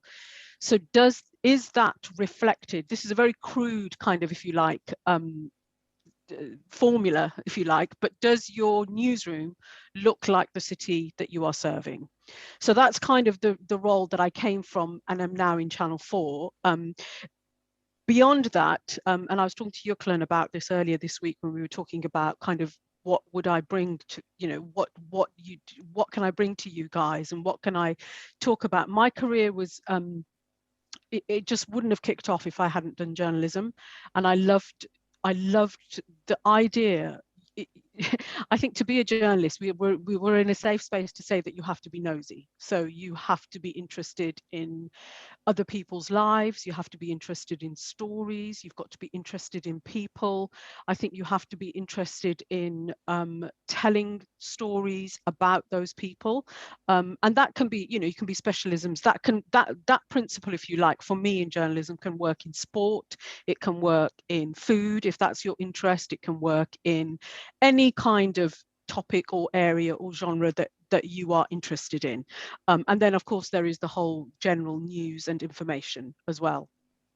So I very quickly I got a job at the BBC when I was very early married and had a young child, so didn't have much money, and I had no qualification in journalism, and so I knew that in order to make a career I would have to get some training. Just having an interest in people and stories and telling stories wasn't enough, so I went off and did the postgraduate course in broadcast journalism, and I have to say that changed my life, because what that did was it honed my skills in being inquisitive. What is the top line of a story? What is important to me, as an individual? And at that time I was a not very wealthy young mother of a very young child, trying to make a career, and I think that coming all the way to where I am now, I've always found in my career, when I've been recruiting or when I've been working and trying to get people into the media in general, is that if you have a training or a background in journalism, it's a really, really good way of getting into other bits of the media as well. So that's something that I think has worked for me, certainly in my career as well. My experiences of newsrooms have been quite varied. They have been as a reporter. So I was a television reporter for the other side, because I left the BBC for a short while and went on the other side and did some television reporting and some anchoring as well. Again, that was in the Midlands area of the UK. And that was a fascinating kind of, if you like, delve into the deep end, as we say, which was, I had very little television experience, but you're just sent out on stories with a cameraman, had no producer then, but you have your producer back at base, as it was. And I really enjoyed that. I really enjoyed the process of putting a news story together for television, which was quite different to putting it together for radio, because obviously pictures mean that you have to convince people to come on camera, and all of those things. So I did that. And then I went and I ran a newsroom for a place called the Asian Network, which is exactly what it says on the tin, which is a newsroom for the Asian community and the Asian diaspora in the UK, where I was a senior journalist. And what that meant was that I had a group of about 12 journalists and reporters. There were 4 of us, and we had a group of 12 or 13 journalists who were part reporter, part bulletin readers. And those stories were specifically for the Asian community, which was the Indian, Pakistani, Bangladeshi, Sri Lankan. Religiously, that was the Muslim, Hindu, Christian, those communities. And we had to do kind of daily bulletins, you do packages, you did stories, you did long form documentaries as well. So I worked in that newsroom. From then I moved on to an assistant editor's role into news programs for the Asian Network, where I was the editor for The Breakfast Show, which is a flagship program, which was again for the Asian Network. So it was all for a diverse audience. So you're constantly looking at stories and representing the community. And what that really did was that the rest of the BBC knew when it was, because that newsroom doesn't exist in the same form now, but at that time, that newsroom was the place for the BBC to come and get Asian stories. We were like the experts, if you like, because we had the reporters, we had the understanding, we had the link with the audiences. So we had a really good relationship with the rest of the BBC, with the rest of BBC News in all of its forms. So in the regional, in the network, in the other hubs, our reporters were very, very, it would be commonplace for our reporters to be doing 2 Ways On, 5 Live, on Radio 4, on BBC Breakfast, on the 6 and the 10. It was just that we were that hub. Now, structurally and financially, as everybody begins to shrink and restructure, unfortunately, that system of that newsroom is no longer in the same way that it was. But that's where I got my real, if you like, training, or my appetite for doing stories for a diverse audience and for people from my own background as well. From there, then I went into a different area. I completely changed gear and went into a completely different area of events, and did lots of events for the Asian Network as well, which was also absolutely fascinating. And then I came into the diversity and inclusion space, which is essentially ensuring that, and that's when I came to BBC England, and that's where, and the diversity and inclusion space. So essentially, it is my job to ensure that the area that I'm working in is representative of the audience that it's serving, is inclusive in the sense of that everybody has a voice within, in whatever form those content makers or those decisions are being made. And our leaders, our commissioners, are absolutely at the forefront of ensuring that they are adhering to the inclusive policies, to the diversity policies, to making sure that everybody has a voice and is represented. So that's kind of where I am at the moment. It's not in a newsroom, but my background definitely has been in news. And I'm happy to answer any questions that you may have listening to my story or about my career. Do you want me to say a bit more, Clan, or is that okay? Maybe see also reaction from other participants, and then maybe I have a question. Actually, I have a question, because I don't know if you were partly here, but not all the time, when Shirish was talking about when he was quite critical about the UK media, like basically they are still structurally racist. So now you're still in this structure. What is your feeling? And also, go on. Sorry. You are also you are from an ethnic minority background, or he also is also. So maybe you have a different or more critical view on it, or lesser view. So how is your feeling on his critical view about this structurally racism in this media institution? So I did catch the end of Shirish, and I think I've seen some of his work as well. I think I understand I understand his viewpoint. I think that if you, certainly in the last, I would say 18 months to 2 years, if you look at some of the big moments, if you like, certainly for the BBC, you know, we had the whole controversy around Naga Munchetty, who was the breakfast presenter. I don't know if all of you know that story. I can briefly tell you what that story was. So some nods, but I'll very briefly tell you. So the main anchor on the BBC breakfast show, who is a woman of colour, and she was asked by her co-anchor, who is a white man, about the comment that Donald Trump had made. And there was a whole controversy around him telling 3 senators of colour who had criticised him, essentially. I think I'm really doing the kind of synopsis and the basic facts here. But Donald Trump had essentially told, I think, 3 to 4 senators, women or female and of colour, to go back to their own country if they weren't happy in America. Now, all 4 of those female senators were born in America. And so that story hit off. There was loads of controversy about how racist Trump is, etc., etc. And whilst covering that story on live television, Naga Munchetty's co-presenter said to him, "So what's your view on that?"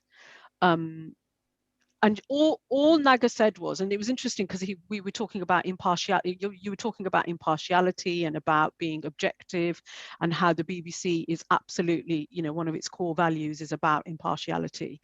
And what Naga said was that she said, "Look, I'm not making she specifically said, I'm not making a judgment on Donald Trump, and I'm not making a judgment on that particular news story. But for me, as a woman of colour and growing up in the UK, being told to go back to where you came from is racist." That's all she said.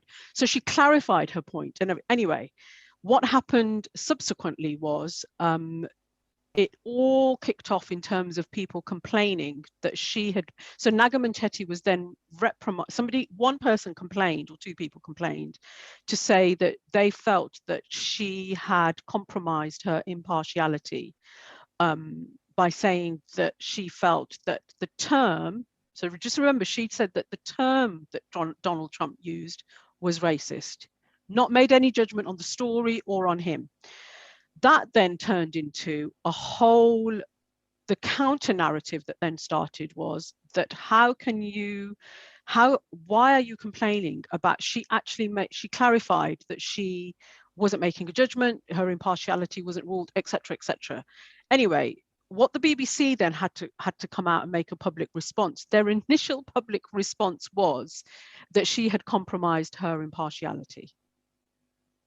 So you can imagine, and I was at the BBC at that time, and I cannot tell you the movement, not just of Black and Asian journalists, or obviously we've got the World Service there as well, that movement of not just those journalists, but everybody, our non-Asian and Black colleagues, that movement of that's just the wrong decision and why have you reprimanded her? It absolutely kicked off, in what we say here in the UK, it absolutely, for want of a better word, exploded on the side of NAGA, and showing that the BBC management, or that the BBC people who were in charge or had made that decision that she should be reprimanded, were totally out of touch with what was being felt by the audience, actually, and by people within the BBC.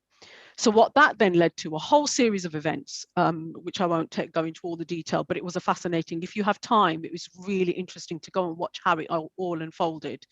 But it then led to the Director General at the time, Tony Hall, who is now in the news for other reasons, issuing a kind of U-turn and saying that no, it was a mistake to reprimand NAGA. She was absolutely, she was within the rules. She didn't compromise her impartiality, and she, it was right. She was within her rights to say that she felt that that comment is racist.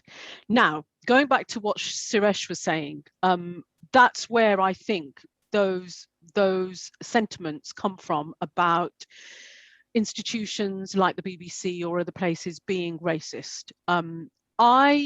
I think that that's a really, I think that that's a really big, for want of a better word, accusation to make. I think that you will have, I think that there has to be much more evidence about the systematic, when you're saying that a place is institutionally racist, I think that there has to be some kind of investigation. Somebody has to come in and do an audit of the practices. It has to talk to the staff who is affected. That was the time to do it, actually, because there was a real issue of race. Well, people thought it was an issue about race. That was probably the time to do it, but the BBC didn't. So then I think that then adds to the perception that the organization is institutionally racist. If that does that make sense? And so I think that I understand the perception where it comes from. My own experience, I have to say, is more that there is a lack of understanding of how to do subjects like race. I think it's got a lot better. I think that there are now many more people who are commissioning stories who understand, because of people like us or people like Shirish or people or from an ethnic minority or from a background that is different to the people who are commissioning or making stories or running newsrooms. I think that there is a real movement of change. And the reason that I say that is because recently in the UK, we had a government report which was on race relations and race in the UK, a very famous Tony Soir report. what I found really interesting about that, and I think I heard the end, like I said, only heard the end of Shirish about kind of ethics and about when a government it's really become, since we've all become politically polarized across the world, actually, that when you have a political spokesperson, whether it's for the president or the prime minister or anybody of a country, that political spokesperson has a particular agenda or message that they want to communicate. And what I found really interesting about the race report was that in the morning when it was published, and there was it was very hotly anticipated that this is a huge, I mean, it was delayed by about 6 times by this government as well. So you knew that there was things in it that they were quite nervous about. So the fact that there were so many delays, you knew that there was something. Anyway, when it came out, we got the kind of main headlines were that the UK is not a racist country. It's a good place for people from an ethnic background to be able to to live here and flourish, and various other very positive headlines. What I thought was really interesting was that when they, and I don't know if this is incompetency or just not a very well thought out kind of press officer or whoever it was, the press people, but when they put a list of the people that they had consulted or who they had said had signed up or signed off that report, what began happening in the day was several of them started coming out saying, we haven't even seen this report. I'm sorry, but you can't put our name to that report because we haven't seen it. And what I thought was really interesting about what happened in terms of, so it's the day started off on the BBC and on Sky and all of the news channels was that, these are and the newspapers, is that these are the main headlines. The UK is not a racist country. The UK is good for ethnic minorities to flourish economically, etc. And they have this was it, they had fair and equal opportunities, but there were some who didn't have them. But what started to happen during that day, so by 11, 12 o'clock, that narrative started to change. And the narrative that it changed into was, well, firstly, that these people who they are claiming were authors to this report are basically distancing themselves and saying that we didn't see the report and you can't put our name to it. So that was quite public. What I think was really, really important was that you had our main newsrooms, who here in terms of the broadcasters are the BBC, ITN, who do the news for Channel 4 for us, for Channel 5 and various other radio networks as well, and Sky. They had 3 reporters of colour. They gave that story to their reporters who were Asian and Black, basically. And what I thought was really interesting is that they kept their being objective. So what they did was they asked questions about that report, but the way that they reported it was from their own lived experience. So for example, one of the parts of the report was about, you have equal opportunity when you are going to look for a job. They went and got research, or they went and found an expert who said, well, actually, when you break this down, actually, that's not true. And we've got the information, or we've got the statistics that can prove that. And they let, sorry, that's not the right word. They let that broadcast. But the people who were commissioning those stories commissioned in the right way, if that makes sense, because to just take that government narrative and let them kind of, give out the kind of headlines that they wanted. The reason that narrative could be questioned were because the reporters were of an ethnic minority or of those backgrounds, but also because the commissioners or the editors understood and trusted those people in the newsroom to do those stories in that way. And by 4 or 5 o'clock, all the reports that were coming out across the news networks and across everywhere else, it was a completely different narrative to what you had seen at 9 o'clock in the morning from that first government press release or that first government press conference. So I was really heartened by that. And I thought it was the first time that I had seen a different side, an inclusive and representative side of a news story that was really, really important, but that only the people, ethnic minorities who were affected, could have done. And the reason that they could have done it is because they were in those newsrooms already doing other stories and trusted, and they were, you know, does that make sense? So that would be my kind of understanding where there is a perception about institutional racism. But for me and my experience, I feel that, and my perception actually as well, is that there is some movement. It's slow, but there is some movement, I would say. I hope that makes sense.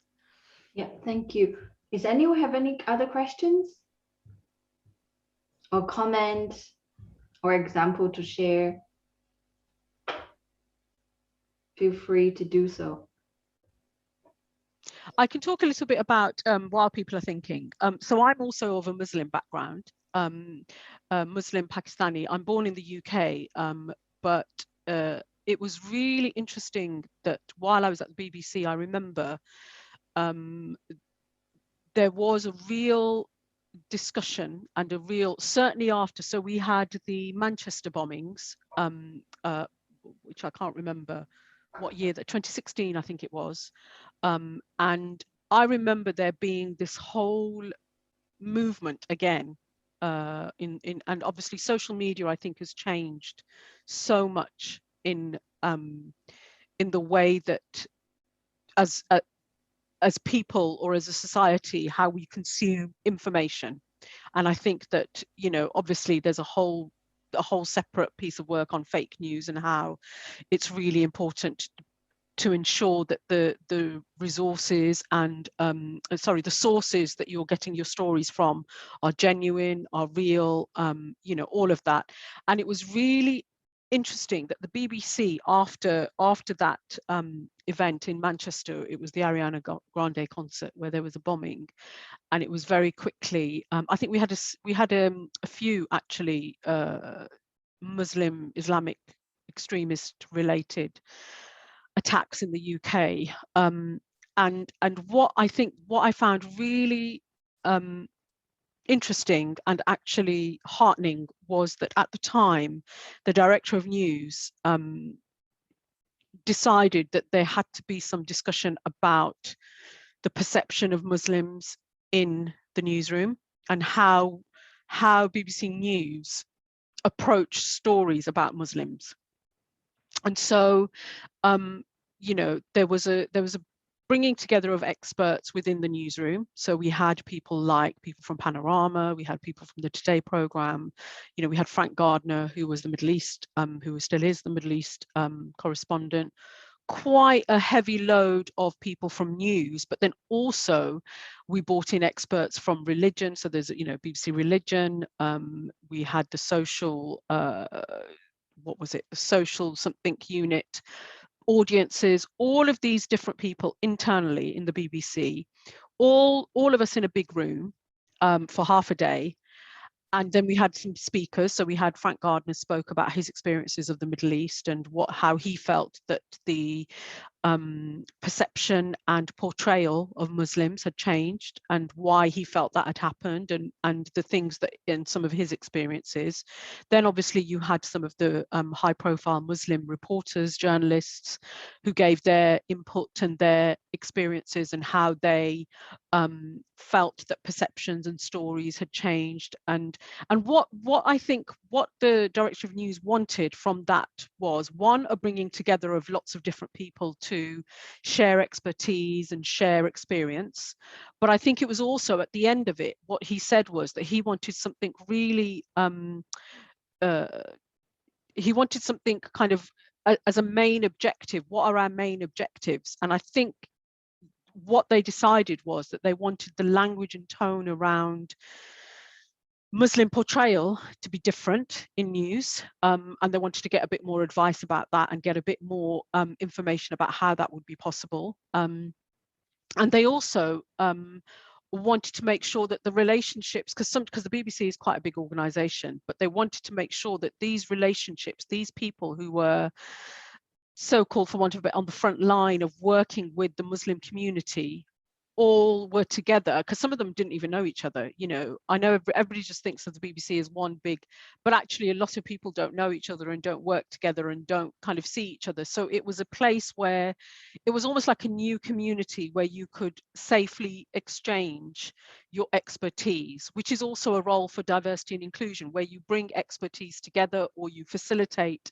conversations that are sometimes difficult, sometimes sensitive, and for me, that was a real example, actually, of BBC News trying to improve or get things, you know, to make things better, or to you know, and it's their job. You know, if you are serving an audience that is diverse and is representative of so many different sections, then that's actually your job. So I have to just tell you my experiences. They might be a bit different to Shirish's, but you know, those are my experiences. But I understand the perceptions and I understand frustrations that people have. Of course I do. Thank you. Marian, you have questions? Yeah, first, thank you so much for the great presentation, and it gives some hope.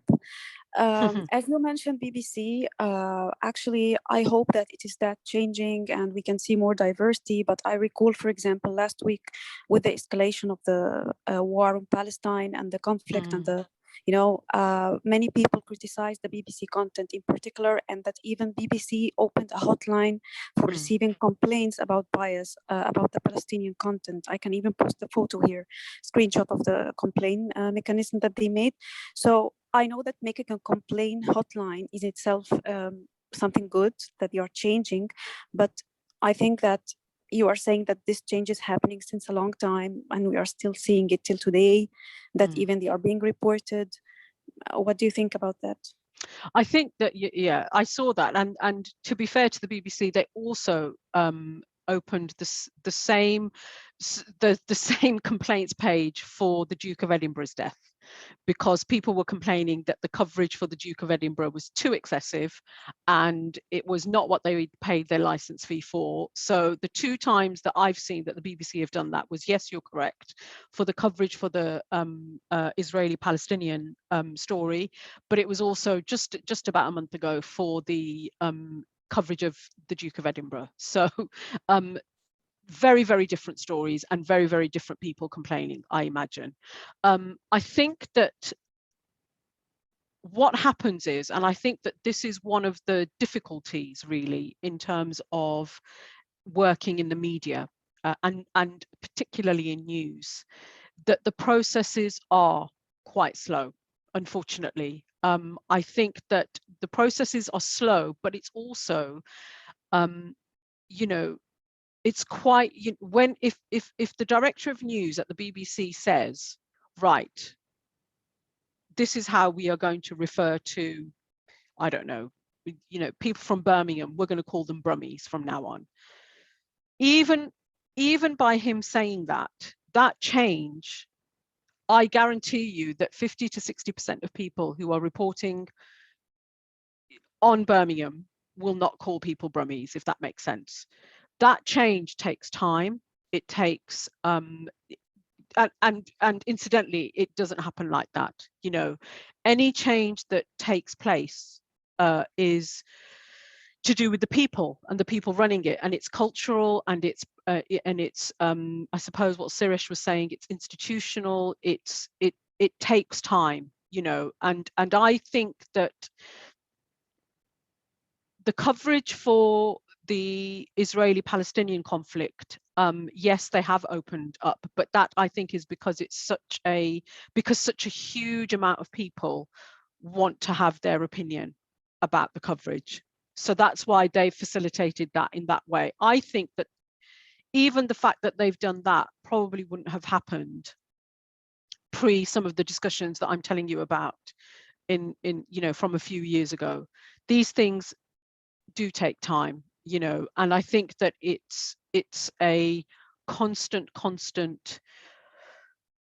you know, I think it's all about kind of the experience of the people that are within those newsrooms as well, you know. I think that somebody has probably advised the BBC, I don't know because I'm not there, but I imagine that somebody has advised the BBC to do that, and they, in terms of opening that complaints page, and they've done it. And for me, that is progress in a strange way. You know, that's the way that it's going to happen, I'm afraid. And as Shirish said, it's not going to happen overnight. These things do not happen overnight. You know, it's almost generational sometimes, and you know, that doesn't bode well. I know. You know, and I also think actually that people like so the newer, so if you have set up, so for example, it's really interesting. I had some contact with TikTok about their diversity and inclusion work. And it was really interesting. Their approach to diversity and inclusion at TikTok was completely different to the BBC. And why was that? Because TikTok is a 21st century tech company. The BBC, for whatever, you know, I know that it's in the 21st century, but it is still the processes, and not just the BBC, many other organizations. Banking is the same, I would say, in terms of diversity and inclusion. You know, what's the other health sectors, all of these places, they are institutions that have been around for a long time, and those processes are there, have been there for a long time. I think that the newer kind of, you know, 20th, 21st century kind of, they have almost, it's kind of a doctrine that is in their DNA from when they've set the companies up, if that makes sense.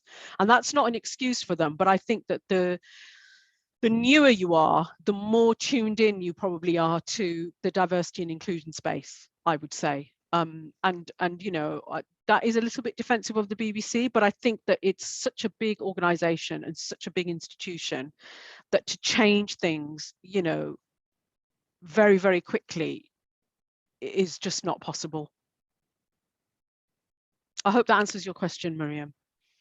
Somewhat. Yeah, thank you so much. I can imagine this. And I say that at least they did that page while other organizations didn't. So I salute them for this. And it's a courage for them to show this to public, that they're opening this complaints page. And what they will do, what I imagine they will do is that they will, because I know that it's BBC policy that they have to respond to every single person who writes in to them. And, you know, they will respond. You know, some may be the same responses, but they will absolutely ensure. And, you know, I've been in meetings where, you know, you have it's quite a big complaints department, and you can't imagine what people complain about. I can, you know, the color of somebody, the weatherman, the weather woman, and the color of her dress. You will get complaints about that as well. People, like, you know, if they know they have a right to complain, they will. But they do take them very seriously, and each one individually is looked at, is thought about, and is responded to. And I think that's not just the BBC. I think that's something that all the major broadcasters do.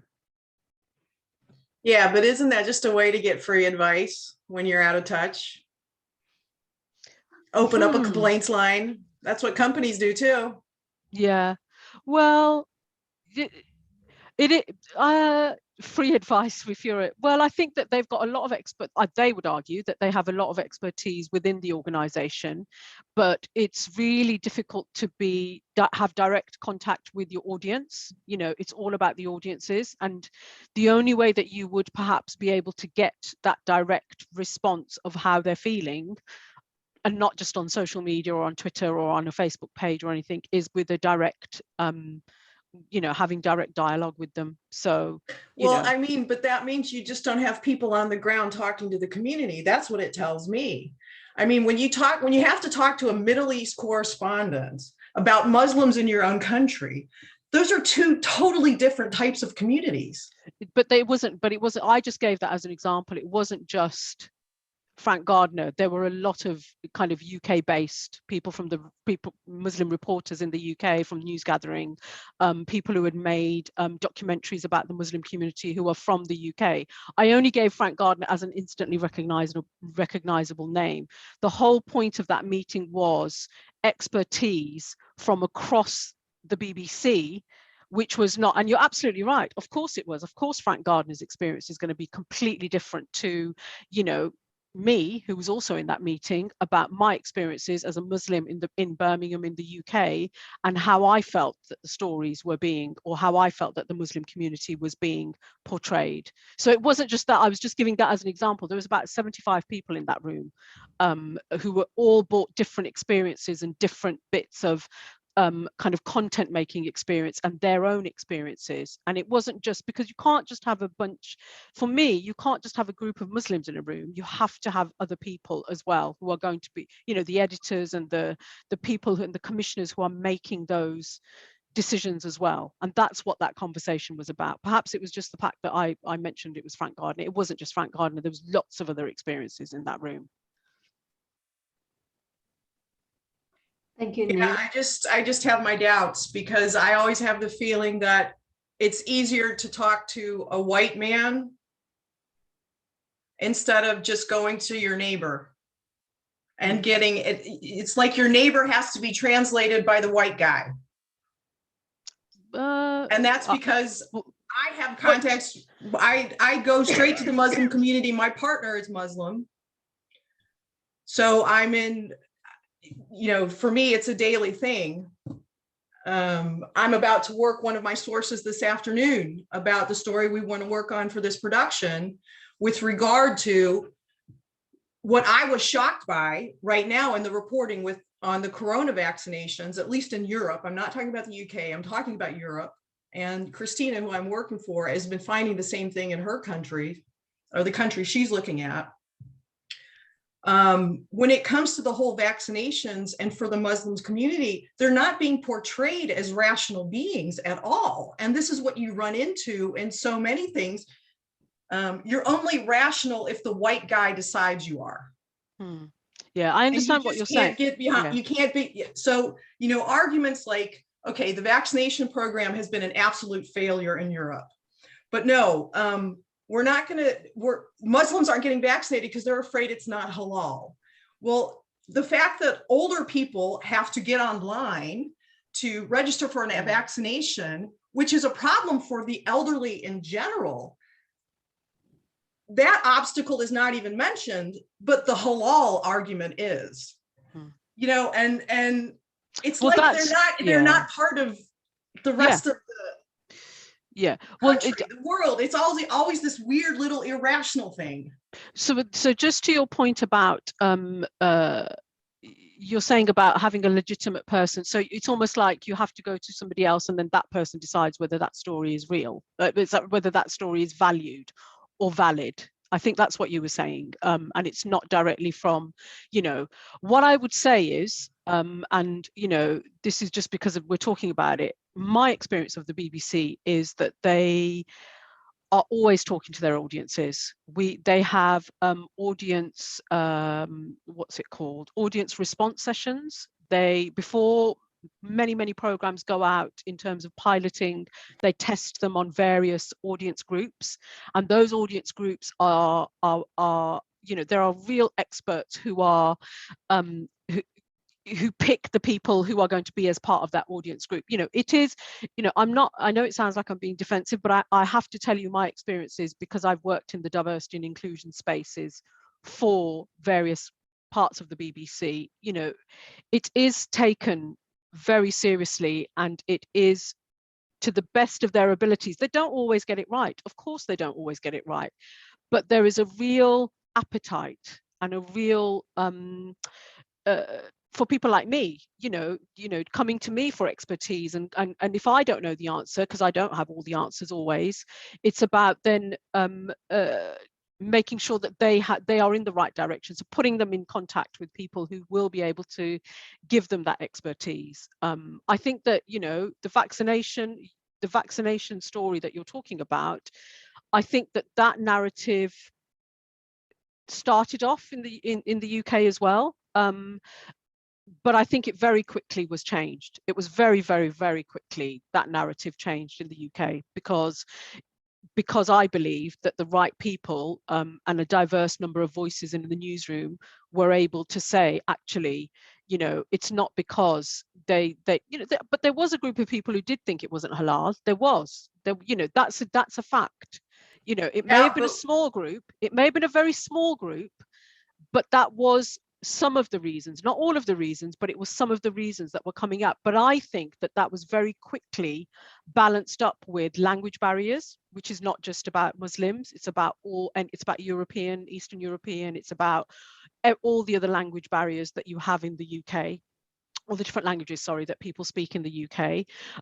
It was a little bit of mistrust across not just the Muslim, but there was also a lot of prominent Black politicians, certainly when I was in the WM newsroom, local politicians saying, well, actually, the Black community is also a little, you know, quite reluctant to be taking it, just because there is a mistrust, which is a different issue in the government. But what the vaccine take up, if you like, story highlighted was the trust in the government and the trust in the information that was being given by the BBC and other news outlets. So that's a different kind of diversity and inclusion problem, if that makes sense. Yeah. So what I think, but the vaccination program in the UK has been successful. it has been very, very successful, but there was still as people, opposed to Europe, whereas yes, the governments are to blame, the EU is to blame, and not the communities. I don't care what community you come from, it's not the communities. And to scapegoat, as definitely is happening in the Netherlands right now, to scapegoat the Muslim communities with these crazy ideas that their children are telling their parents conspiracy theories. Whereas what I'm hearing from all my Muslim sources is that a lot of people were just waiting until after Ramadan. And to me, as a non-Muslim, I'd rather take a shot if I'm not fasting too. Well, that I think is a specific That's a very problem. rational decision. And why is that's not being said at all. Well, it was, to be fair, well, it was in the newsroom that I was in. Possibly in the UK, but not here. Yeah, well, I understand that's your experience, but I have to go with the experience that I've had. And we specifically had people on our radio station explaining, we had doctors on, we had communities, we had community leaders, we had, you know, everybody saying that it's, you know, because we had the right people and the right voices to be able to explain that and to say that, you know, it's okay that you have the vaccination. So I think absolutely that's a specific experience for yourself. But in the UK, you know, take up is up to 60+% in all communities. Mm-hmm. Yeah, but what I'm seeing is what was told to Barack Obama by a major media consultant when he wanted to run for president in 2004. It was said to him, "You never will have a chance because you have a Muslim name and you're Black. It'll never happen." That's how out of touch the media still is, as far as I'm concerned. Okay. Okay, thank you, Neila. Is any more question? I think I'm running, I think we are just 4 o'clock now, and I think we have quite rich discussions. I think we all share different views, some more positive, some more pessimistic on these issues. But I think we all share one very common goal, that we are all really committed. We know that there's not sufficient, there's still need improvement by journalists, by media organizations, and we are all really committed to make that improvement, make it better and better. I know sometimes things are not going the speed that we want it to be, but I think we know that we all share the common goals, and there are a lot more journalists like yourself out there really sharing the same experience, similar thoughts and goals to want to improve on this. So I really hope that this last 3 webinar give you some inspiration, and also to feel a little bit more sharing, you know, what you thought, a bit pessimistic view, or share, you know, vent out some of the feeling that you have. So but we will have another final sections on in June, on the 18th of June, the same time. I will share you with the link, and in the meantime, you know, you have the time for you and your partner to do the assignment. And if you have any questions, please feel free to write to me or write to Ricardo. And thank you so much, Neila, for sharing your experience with us, taking the time on this very important issues. Thank you.